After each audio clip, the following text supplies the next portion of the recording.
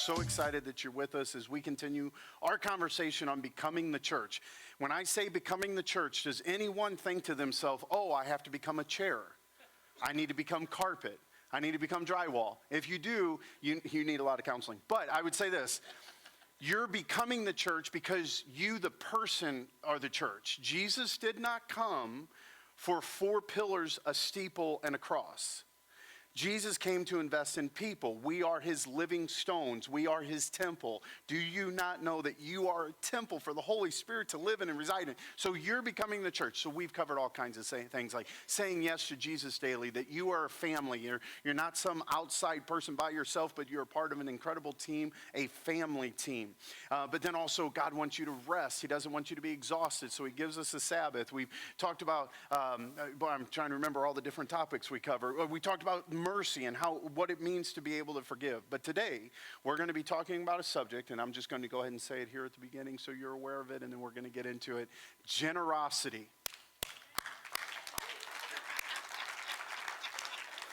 I felt like I led you on that one. I'm not kidding. Okay, so hey, family, we got to talk for a second. This is one of those conversations, where the teenager comes in and asks you a question, and you're like, oh, it's time to have that talk, right? Okay, so today we're going to talk, ready for this, your time, your talent, and your treasure. And when I say treasure, I mean your money. Yeah. Okay, good. I feel like I'm really egging you on. Okay, so this is one of those that as a pastor, as I was getting ready and getting today's conversation together, I was like, Lord, if there's a Sunday that you don't have first-time guests come, let it be this one. Right? Because I don't go to church because all they ever do is talk about your money. Well, oddly enough, yes today. But we can't talk about becoming the church, the people of God who we are, lest we have this conversation. So I'm not intimidated to have the conversation. It's just, hey, family, we got to talk. We got to talk about what it means to give God of your time, talent, and treasure. And here's why. Because how we handle money is important for people of faith, especially in North America, who struggle with cultural idols such as materialism and individualism. Simply put, money is a gospel issue. Okay, so we do have to talk about this. So today, when I talk about generosity, I am going to talk about your time, talent, and treasure, but I'm going to dial specifically into the financial side of things because where we put our money is where we usually put our time. Where we put our money is usually where we're investing most of our energies. So I am going to talk about that. And so in that, here's what I'd like to tell you. Normally when I go to prepare a sermon, or if I'm working with someone and they're preparing a sermon, there's a couple key things that I say to them. And here's, number one, I say this, less is more. I don't think you can do a sermon where you have the 7 points of freedom and I give that to you in a half hour and you get anything. That's not my rhythm, it's not how I do it. I think less is more on that. The other thing I say is, can you tell me in a single sentence what it is you're going to take 30 minutes to try to say? Why? Because if I can't summarize what I'm trying to say, I'll just talk for 30 minutes and then we'll all go away feeling like we did something religious, but we didn't actually do anything for Jesus. And so, having said, those are the rules that I live by, but today I'm going the complete other side of it. Today, more is more. I'm just going to start talking for a long time, and it won't be until 7 minutes left in the sermon that you even have a clue what I'm trying to say.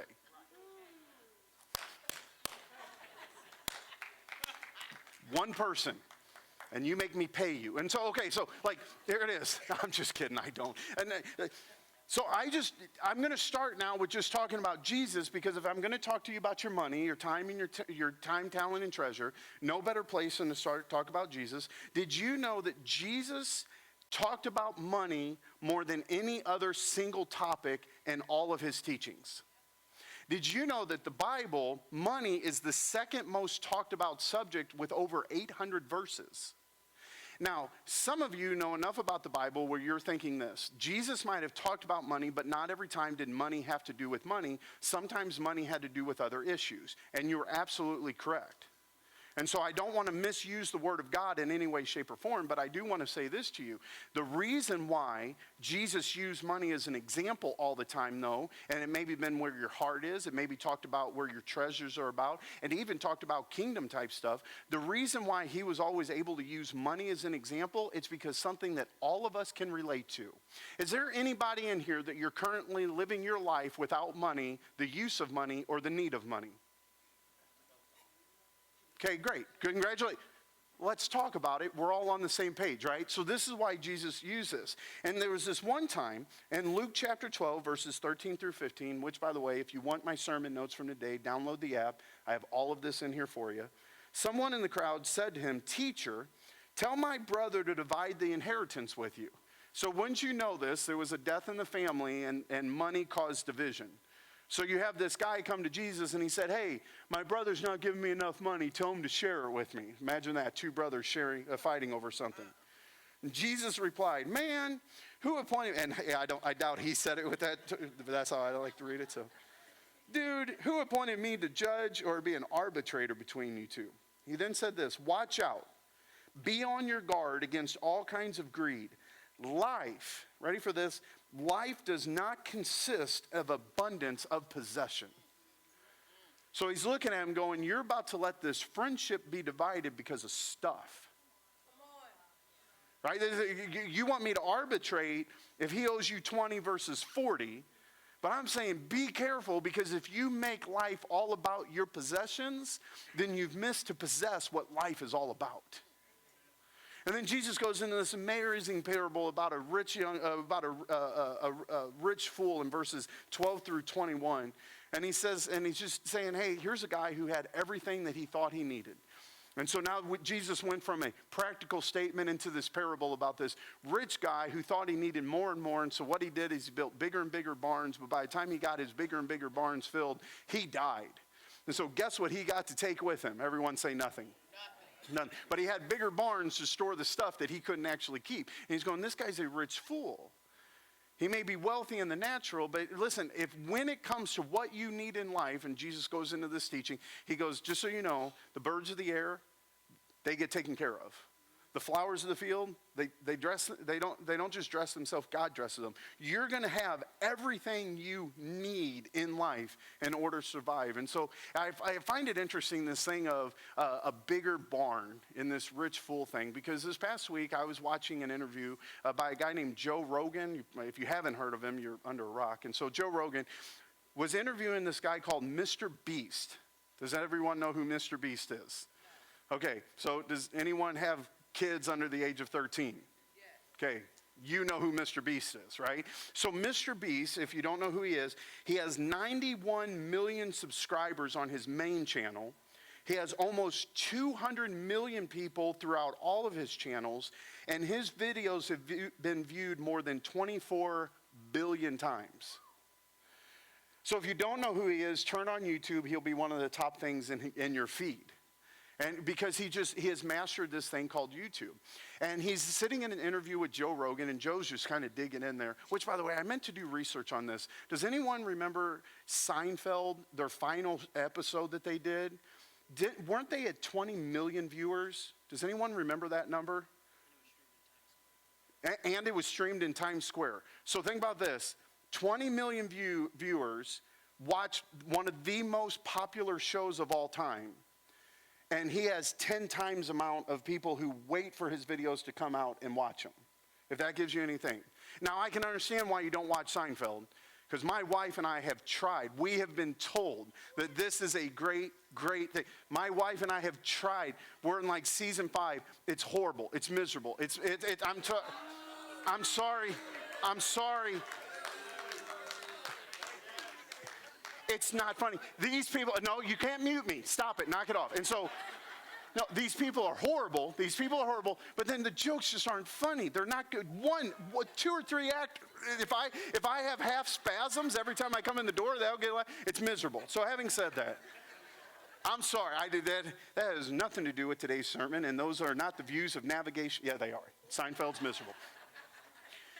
So Mr. Beast is talking to Joe Rogan, and Joe Rogan said, hey, so what have you done in your life as far as for you and for splurging? And Mr. Beast said, there was a season because I started making all this money. When I first started making the money, I saved up 1 month and I bought myself a microphone. Then I saved up for 6 months and I got a computer. But he'll do $1 million giveaways now. And Joe said, so what have you done just kind of for yourself? And he goes, well, I went through a very short season where I thought I needed like real fancy everything. And I went out and bought $1,000 shirts and I got all these designer clothes. And after I bought it all, I realized this isn't what I want at all. And he goes, interesting enough, my house got broken into and everything that I invested in that I thought would make me happy because that's what rich people do, it all got stolen from me. And he said it didn't matter. After it got stolen, I realized I didn't want any of that junk anyway. He goes, I'm actually doing what I want to do, and that's the pleasure that I'm finding in life. It's not the stuff of life, it's the purpose of life. And by the way, if we think if we have more and more and more, we'll be happier. And then I read this quote by a guy named Jim Carrey. You probably know him from all his different movies, Jim Carrey. He said this one time. He said, I hope everybody could get rich and famous and will have everything they ever dreamed of, so they will know that that isn't the answer. That's not the answer. Actually, I can tell you when it was. It was Jeff Foxworthy, Andy Stanley. He had on a sermon with him from November 13th, 2017. Jeff Foxworthy, Blue Comedy Tour. Blue Collar Comedy Tour. Smarter than the fifth grader. I didn't know this. He was an author of like 26, 27 books at this time, and he has 6 comedy albums, 3 of them who went triple platinum, which means more than $3 million copies each. He is the largest comedy recording artist in the history of the world. That redneck Jeff Foxworthy apparently is a fairly smart guy. But he's sitting on a stage with Andy Stanley talking about what he does, and he was invited one time to a homeless shelter, and he went there fully assuming the guy wanted money, fully assuming the guy was going to ask him to put on a free comedy thing in order to raise money. And when he got there, the guy said, here's what I'd love you to do. I don't know if you'd be interested. Do you mind just doing a Bible study with these guys? I think they'll come listen to the gospel if you do it. So now he has this Bible study at this homeless shelter all the time, and it's growing and growing and growing. And Jeff Foxworthy said this, I find my life is best when I am not the most important thing. He has enough money, he has enough fame, he has enough swag where he could probably do just about anything he wanted on a regular basis. And one of the things that he's already come to terms with in his life is when I'm not the most important thing. But here's what we do. So we have this mindset that if we had a little bit more, we could think the way they think. Right? Because it's easy for a millionaire to say to us that make an average of $40,000, $50,000, $60,000 a year, whatever that number is. If we had just a little bit more, then we'd be able to say things like that because they don't have to go through the daily struggles that we have to go through. And then I think, wait a second, isn't this just a perspective problem? Because I was reading an article from the Washington Post from August 23rd, 2018 that said this, the average U.S. resident estimated that the global median individual income is about $20,000 a year. So an interview was taken, a poll was taken for Americans, and our assumption is most of the world makes about $20,000 a year. In fact, the real answer is 1/10 of that figure. The rest of the world on average makes about $2,100 per year. Americans typically place themselves in the top 37% of the world's income distribution. However, the vast majority of U.S. residents, we rank comfortably in the top 10 income wage earners of the world. So, perspective-wise, someone who makes $2,100 a year, what do you currently make? And does that gap look about the difference between you and Jeff Foxworthy? Right? Because my thinking is every person who makes $2,100 a year has this mindset that if I can just get to America, if I could just make a little bit more, if I could just have, I would be happy. But the problem is they would be only where you currently are. Are you currently satisfied? Are you currently happy? But if I could just get a little bit more. But yet those with a little bit more consistently say that if it's not just about a little bit more, it's not just about a bigger house, it's about doing the thing that you're called to do. That is where you actually find true joy. Right? And here's the crazy thing. 3,000 years ago, the smartest man on the planet by the name of Solomon was trying to tell us this stuff.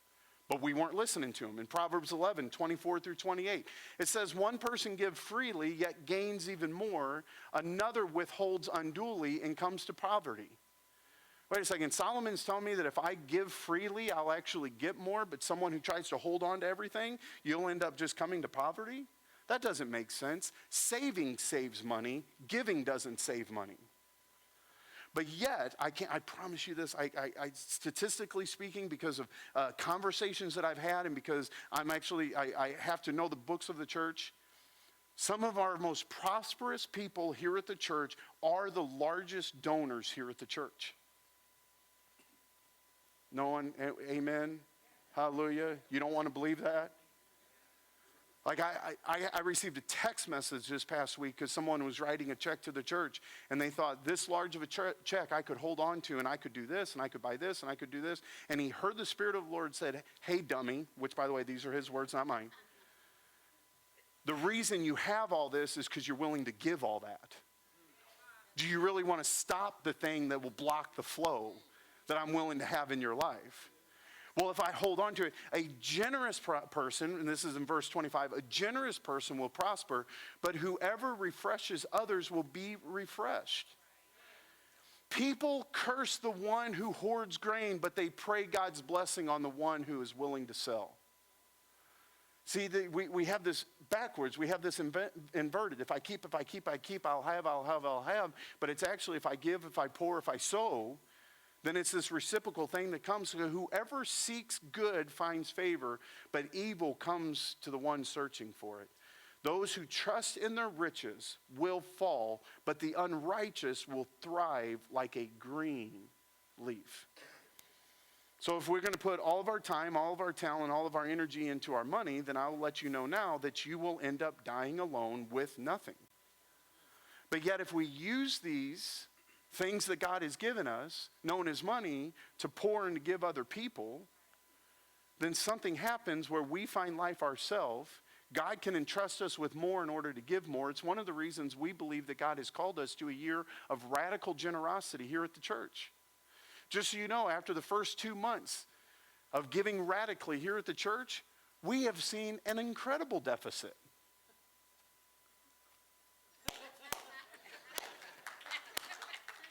We did. After the first 2 months. Okay, I'm asking for permission. So we're running a $16,000 deficit after 2 months because of our radical generosity. And we were like, okay, God, you've called us to this. Either we're going to stay on track and trust you. The month of March alone, we've come out of that deficit already. In just a couple weeks. But I think it had to come to a point where God goes, did you trust me? Did you hear from me? Because 16,000, we can go ahead and stop being generous and let God get us out of it. Or we can go, no, we're already this much in debt. Next week when you come and there's no chairs, we had to sell them. Then you'll be motivated to come because ain't nobody going to listen to the gospel standing for 40 minutes. I know that, you know that, we all know. But here's the thing. We as a church, we said we're going to give radically. And wouldn't you know it, after we started the flow of giving, God has started the flow of income. And we've been able to bless Mosaic Pregnancy Center from schools to individual ministries. It's just been absolutely fantastic. But we actually believe this thing that God's calling us to. So now I've just rambled on and on and on. So here's what here's what it is. We're getting close. Ready? So I've talked to you about what Jesus said. I've shared with you a parable that he taught. I talked about what rich and famous people of today think. I've talked to you about the prosperous perspective in our current society versus the world's population. I gave you a Proverbs. I didn't even cover Old Testament Abraham and Melchizedek and what it looks like to freely give, but I could do that if you wanted me to. I've covered all these different topics, and here's what we could do. We could make an 8-week series where we talk about each one of these things individually. But I've come to realize this. Ready for this? I can give you all the biblical stats, rational, and mental exercises and data that you need. But when it comes down to being generous, this is my whole sermon in one single sentence. When it comes to you choosing to live a life of generosity, it has to be a choice. So I'm going to say this all again because I could prove to you with a parable. I could tell you what Jesus said. I can talk to you about Old Testament examples or Proverbs that'll teach you how to be wealthier, richer, and wiser. I can give you all these stats of what today's richest think to all the way to what the poor are dealing with here and there. I can give you all this information. All this information doesn't mean anything until you make a choice that I'm going to live a life of generosity, because as the church, that is what God has called us to. We live our life through generosity. Generosity of our money? Yes, absolutely. Because guess what? I don't know if you guys know this. We here at the ministry can't do anything unless we here at the ministry are doing something. Like, we can't help those that are hurting if we don't have finances. We can't keep the lights on for those that are seeking God. Like, this is a collective we thing happening here at the church. But when it comes down to you living a life of generosity, that you're going to give of your time, you're going to give of your talent, you're going to give of your finances, it has to be a mental decision. And in order to help you make that mental decision, I'm going to give you a modern day parable. It isn't from that unholy show known as Seinfeld that is rarely funny and oh so annoying, but a very godly show that's inspiring called Big Bang Theory. Yep, you heard that correctly. So here's what you need to know. For those watching online, if you're watching on Facebook right now, there's a chance this gets blocked. We do own the rights. We actually have the ability to stream it. Facebook doesn't care till after the fact. So if you get blocked, jump on over to our app or our website. For those listening to me via podcast after the fact, you need to know that down in the description, we have a link to YouTube. You're going to hear me stop talking, then start talking again. The only way you see the clip is to click on the link and go watch it, then come back to your podcast. But for everybody else, I have about a 5-minute clip that I want to show you what it looks like to live a life of generosity. Take a look at this.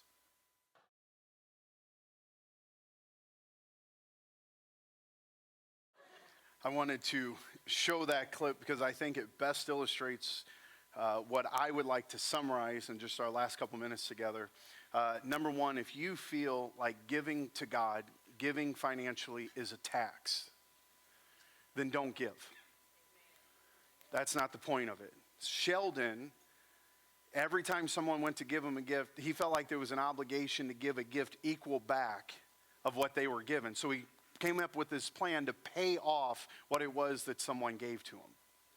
But something amazing happened when someone gave to him something that he could never pay it back for.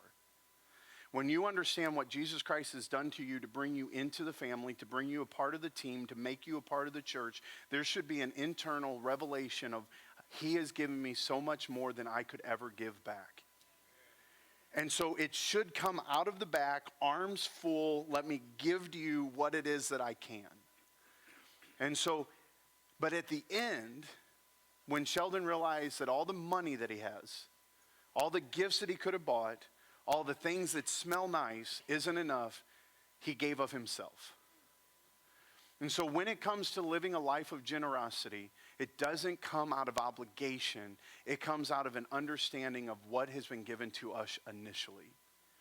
God needs us and wants us to be generous to the world around us because he has given something more valuable than they could ever have imagined. But it's up to us to wrap it. It's up to us to show it. And so when we've had that personal revelation, I'll tell you now, and by the way, I'd be open to share this with anybody one-on-one. Like my wife and I, we set our tithe, it's the first thing that comes out after every paycheck. And it's easy to give that. But I've also lived a life coming up in a family that gave. And so this is just kind of my upbringing. This is what I know. Some of you, you're new to church. You're new to God. You're new to Jesus. And this like freaks you out, the thought that I need to give. I need to financially sow. So here's what I want to do. I'm going to go as practical as we possibly can. Can everyone stay with me for about 3 more minutes? Okay. So first off, here's your weekly challenge. And you can find this in the app. You can take a picture of the screen. I would encourage everybody in just a minute. I'm going to have everyone pull phones out of their pocket and stuff, so you may want to go ahead and do that. Here's the first challenge that I have for you this week. One thing that God is asking you to sacrifice for his mission. If you're the one giving of the gift, what do you need to do? I can tell you one of the things that I chose to do a long time ago. I enjoy going to the gym every single morning, and my favorite thing to do was put on large headphones that told everybody around me, I don't want to talk to you. That's a true story.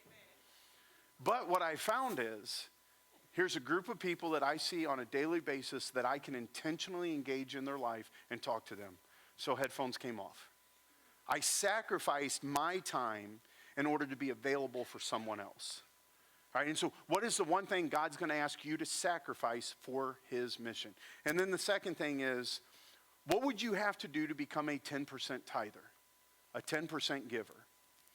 Now, statistically speaking, over 20% of you that are sitting in here, I know that you go, I already am. Fantastic. But then the vast majority, you're not at 10%. And for me to say, I would like you to consider, what does it take to become a 10% tither? This is not, and by the way, if you're a guest here with us today, this conversation is not for you. We are happy that you're here. You don't have to feel obligated to give a thing. At the end, Pastor Aaron will ask you to give one thing, but it's a piece of paper that we've already provided that's sitting in front of you just because we want to get to know you. Like, that's it. So this is me talking to the family right now. And I would say for those of you that want to become 10% tithers, that's very intimidating. So here's what we as a church would like to do with you. We want to partner with you for a 3-month challenge. If you would like to know about the 3-month challenge, we're going to put a QR code on the screen now. And if you don't know how this works, open up your camera phone, just point it at the screen, and a little tab is going to come down, and you click on it. And that'll take you right to the website. For those watching online, we've dropped a link. For those listening to me after the fact, you can go to our website, to our give page. And here's what it is. If you would like to take a step of faith and join the tithing challenge, 3-month tithing challenge, because there's one place that I can quote off the top of my head where God says, challenge me. He actually says these words, test me and see. It comes to your finances. He doesn't say, test me in your healing, test me in your salvation, test me. He doesn't say that, but he says, test me and see if I will not supply your every need. So if you're here today and you are not a tither, here's what we as a church want to do to partner with you. Because I don't want to send you out on this step of faith and you freak out. Here's how confident I am in this step of faith. That if you come on and you sign up for this 3-month tithing challenge, and there's a couple things we ask you to read just so we're all on the same page of what we're doing. At the end of 3 months, if you don't see the providential provision of God in your life, the church will refund you all the money that you gave over that 3-month period. And by the way, that's how confident I am in God. That's how confident I am in these principles. That's how confident I am in this thing called tithing. So if you would like to be a part of the 3-month tithing challenge, you just point your phone, go on the website afterwards and sign up. And again, there's some things there so that we're all on the same page. You'll get weekly emails. We put together a 90-day reading program for you so that every day you can read a scripture, read a thought, and have something to pray for. But if you're intentionally focused on saying to God, I want to be as much of your church as I can, here's how I'm going to do it. We are so confident as a church that you'll see his providential blessings in your life. That if not, here's how we want to partner with you. This is worry-free, because he either provides or we'll give it back. But here's the next thing I'd like to do, and I'm kind of going off script here. Pastor Aaron's supposed to cover this thing. I want to talk to you about being generous with your time. Coming up, we have our major Easter outreach. And Shelly, I'll just go ahead, and for those watching online, I got to talk to someone in the back. I'm going to need the next QR code for the sign. I would like to ask you to give of your time now. We are throwing a citywide party coming up. It's actually April 16th. We are actually planning on 2,000 people to be there. Okay, in 2,000 people, we have 40,000 eggs that need to be filled. Now, here's good news. we've already done 10,000. And when I say we've done 10,000, we bought them pre-packed. They're for the 0 to 2-year-olds. We can give them Tootsie Rolls. But then we have 30,000 eggs that we need to pack. So March 27th, next Sunday after church, we're going to have an egg packing party here at the church. And if there ain't been no party like an egg packing party, because an egg packing party don't stop. I can't believe I remember those lyrics. Boo! I remember the lyrics. I'm more impressed in that than ever. But here's the other thing. On April 16th, we as the church need to be ready to serve our community. We're going to serve them because as they come up, we're going to register them. We're going to give them a bag. And then after that, we're going to have these carnival games that the NAV students are going to oversee. We have bounce houses that we have an incredible partner here at the church. I won't even tell you the price that he gave us because he would not, he took care of the church in the biggest way. We have these churches and another church, a partner of ours, Jerry Casey and Providence Church. Their people are going to be overseeing all the bounce houses for us. We have our Easter bunny that's going to be out there taking pictures with people. And then we're going to give away 40,000 eggs, and we're going to give hundreds of dollars worth of giveaways after that fact.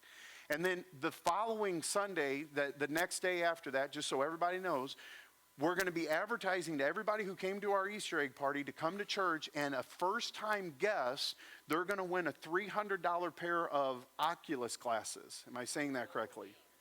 VR. There's Jesus on the cross. There's his blood.